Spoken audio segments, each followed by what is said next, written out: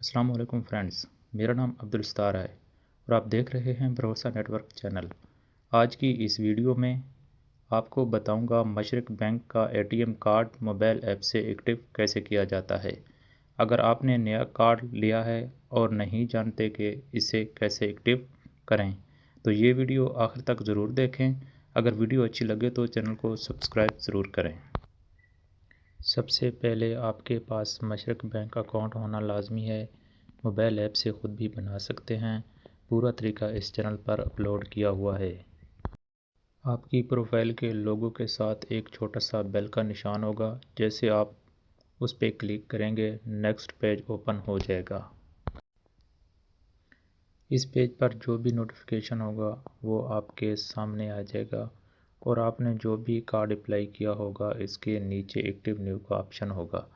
उस पे जैसे आप क्लिक करेंगे आपके सामने एक नया पेज ओपन होगा। इस पेज पर एटीएम एक्सपायरी डेट देनी है और एक्टिव कार्ड पे क्लिक करना है।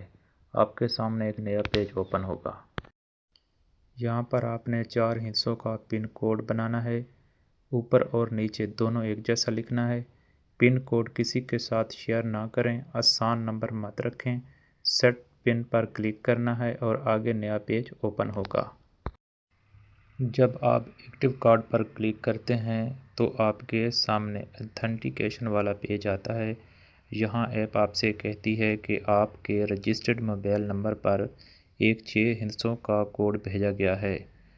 अब आपने क्या करना है, अपने मोबाइल नंबर पर आने वाला 6 डिजिट OTP कोड इस खाने में डाल देना है और अलाउ पे क्लिक कर देना है। जब आप OTP और तमाम स्टेप्स सही तरीके से मुकम्मल कर लेते हैं तो आपके सामने ये सक्सेस वाला पेज आ जाता है। यहाँ साफ लिखा होता है कि your card is been successful activate, यानी आपका मशरक बैंक का ATM कार्ड अब मुकम्मल तौर पर एक्टिव हो चुका है। अब आप अपना नया कार्ड ATM मशीन में शॉपिंग या ऑनलाइन ट्रांजैक्शन के लिए इस्तेमाल कर सकते हैं।